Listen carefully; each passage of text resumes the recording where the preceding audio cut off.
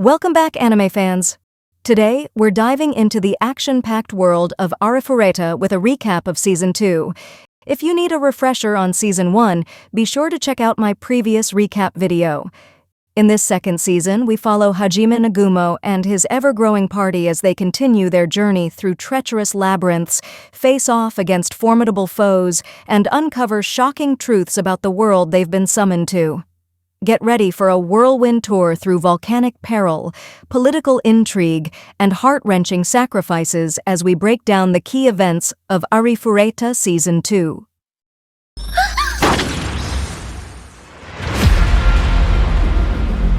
俺はまだまだ戦えるぞ。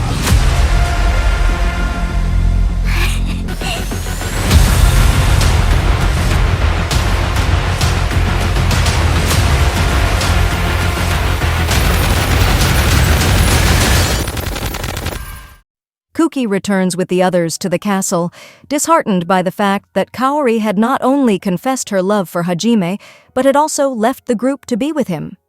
Meanwhile, Hajime's group travels the Gruen Desert, where they are attacked by dozens of sandworms. After defeating the monsters, they rescue a noble by the name of Bees Fjord Zengen, the son of the Duke of Ankaji. Bees is afflicted with a strange condition that overloads his body with mana and which will eventually kill him. He reveals that Ankaji is in a dire situation, with its water supply poisoned or tainted, such that the inhabitants have begun to exhibit symptoms of the same mana overload ailment afflicting bees. Hajime and the girls soon decide to help the Anjaki residents. Meanwhile, General Freed of the Demon Army is informed first of Katlia's death at Hajime's hand, then of the destruction of the monster army, also at Hajime's hand.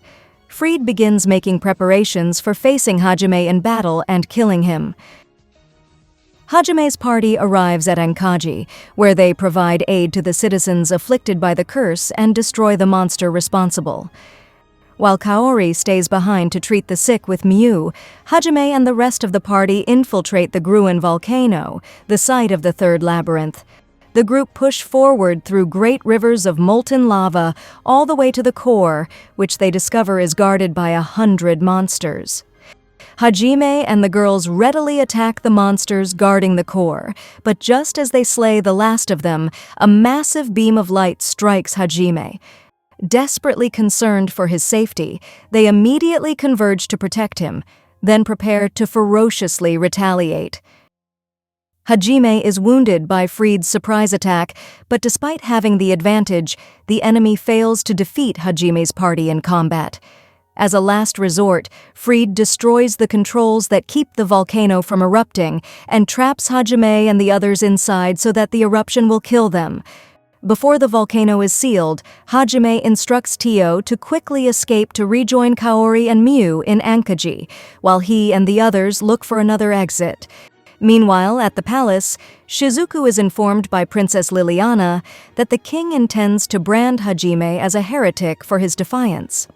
Daisuke Hiyama, the student who unbeknownst to the others had intentionally targeted Hajime, is increasingly despondent since Kaori has joined Hajime after confessing her love to him. Meanwhile, another classmate, whose identity is a mystery, reveals that they've known all along that Daisuke had intentionally tried to kill Hajime at Orcus. This mystery person approaches Daisuke, proposing an alliance while subtly hinting that he has no choice but to accept. Having barely escaped from her pursuers, Tio returns to Ankaji and is treated by Kaori and Miu, while Hajime, Yue, and Shea reach the core of the labyrinth and seize its power before escaping in a submarine created by Hajime. Sometime later, the party regroups in the middle of the ocean and arrives at the sea city of Erison, home to the merfolk, where Miu reunites with her mother. Meanwhile, Shizuku consults with Aiko and learns that Hajime was officially branded as a heretic by the church for refusing to comply with their orders. Aiko also reveals that both the king and the nobles are behaving strangely, and that according to Hajime, they can trust neither the church nor the god Ehit, as he knows his true objective. The party departs Erison to explore the underwater ruins of Melusine, the site of the fourth labyrinth.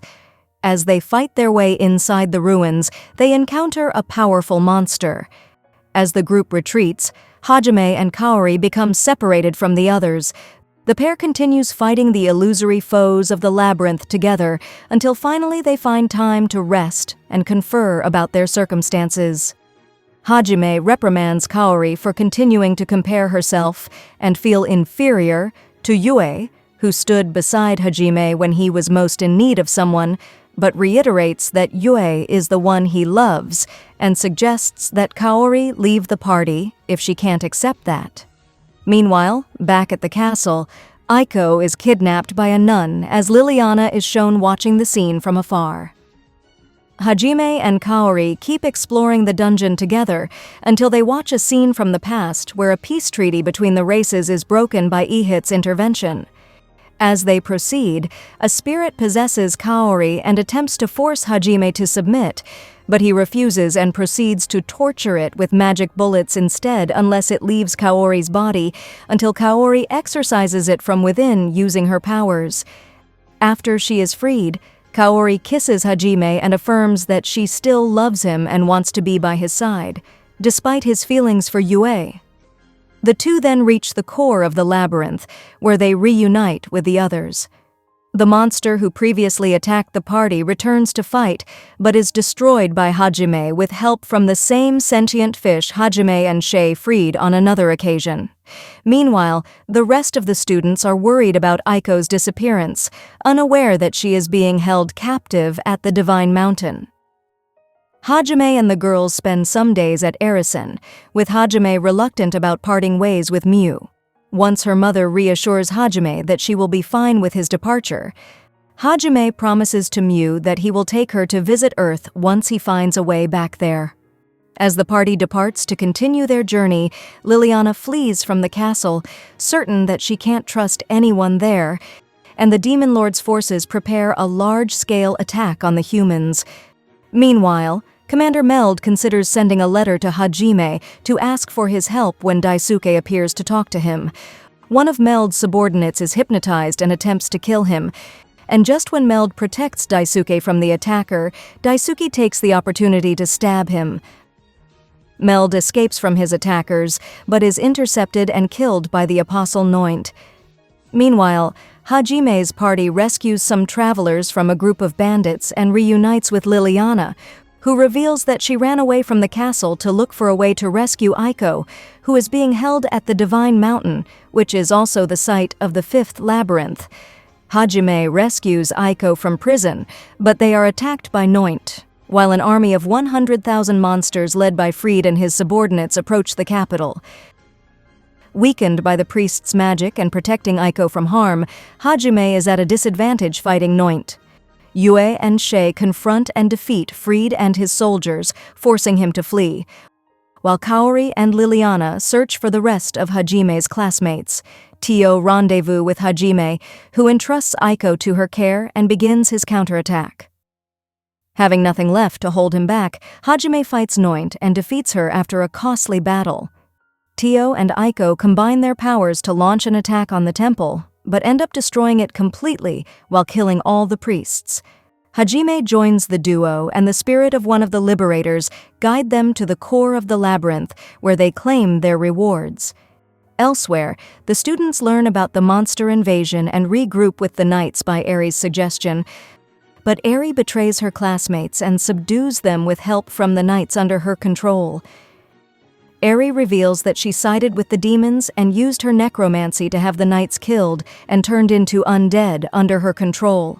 She also assumes that her main objective is to turn Kuki, with whom she is in love, into an undead as well, so she can have him all to herself. Kaori and Liliana arrive to help, and Kaori uses her powers to heal the rest of the classmates, who begin to fight back. However, Daisuke mortally wounds Kaori, and Eri plans to turn her into an undead so he can have her by his side. In a last second, Hajime appears and slays all of the possessed knights using his minigun. Eri orders Meld, now an undead, to kill Hajime. However, mustering his last bit of soul, he begs Hajime to end his misery, to which he obliges without question.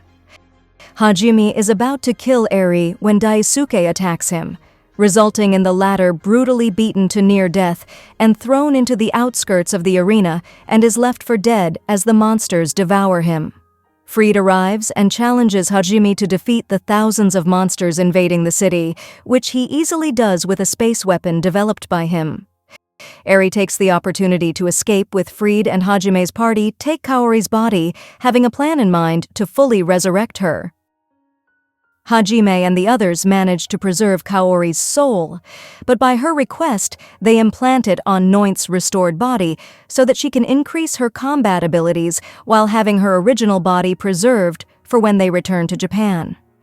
Hajime reveals to the other students Ehit's true intentions, and Kuki remarks that they should fight him to save the world, but Hajime insists that they should focus on returning to their own world instead.